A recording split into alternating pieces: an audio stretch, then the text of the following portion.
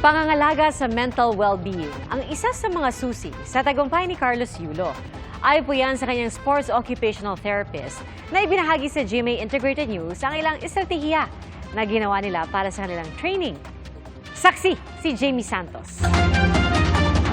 Sa likod ng tagumpay ng isang Carlos Yulo, ang mga coach na buong puso ang pagsuporta. Isa rito ang sports occupational therapist na si Hazel Calawood. Malinaw niya ang goal ni Yulo, ang manalo sa Olympics. Kaya naman ilang strategiya raw ang ginawa sa kanyang training at pinangalagaan ang mental well-being ng atleta. Other things that benefited din, I guess, sa planning was that I also do mental health services. I believe that having that part of the plan, na babawasan po yung stress ng atleta and anxiety ng atleta kasi meron siyang outlet.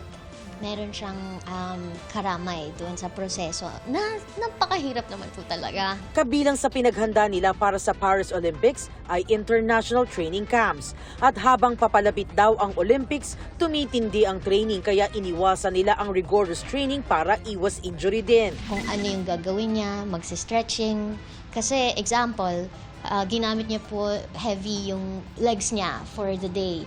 And then yung program tomorrow is meron ding events that require a lot of leg strength.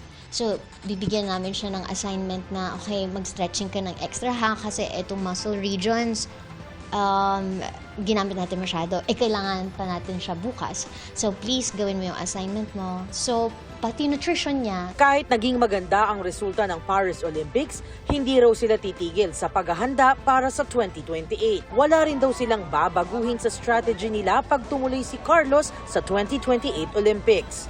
Ang bronze medalist boxers namang sina Nesty Petesio at Ira Villegas hindi rin daw titigil hanggang sa makamit ang gintong medalya. Hindi rin daw magiging distraction ng issue na posibleng walang boxing sa susunod na Olympics sa Los Angeles. Walang ginto, hanggat walang ginto. Gusto ko lang po magpasalamat kasi mas napapansin na po yung sports ngayon sa Pilipinas. So, baka madami pa pong mga atletang mas magpursige po. Babalik din daw sila agad sa trainings dahil may parating pang SEA Games. Panawagan nila ang mas higit na suporta sa lahat ng atleta. Sa national team, kailangan po talaga ng SNC nutritionist po. Sa pagkain po talaga, mahalaga din po talaga yung pagkain. Kasi po parang doon nga din po kami kumukuha lahat. And then po, yung training area po, like po yung mga, yung gym, ganun po. Sana po mga matutukan po yun. Para kay EJ Obiena, hindi pa tapos ang season ng kompetisyon. Paalis nga siya ngayong gabi para bumalik sa training at may mga kompetisyon pa siyang sasalihan ngayong taon. I'm very grateful to be in such a position as myself and yeah, I'm going to keep doing my best. The season's not over. There's still a few competitions for me to take part in this year and hopefully I'll be able to retain my world ranking. Hindi lingid maging sa Philippine Olympic Committee ang nais ng Pangulo na bigyan ng mas malalim na suporta ang mga atleta. Isusulong daw ng POC ang pagkuha ng dayuhang coaches at paglahok sa mas maraming international competition. Let's accept the reality that we can hire from developed countries, more developed countries for foreign coaches, no? and look at the result.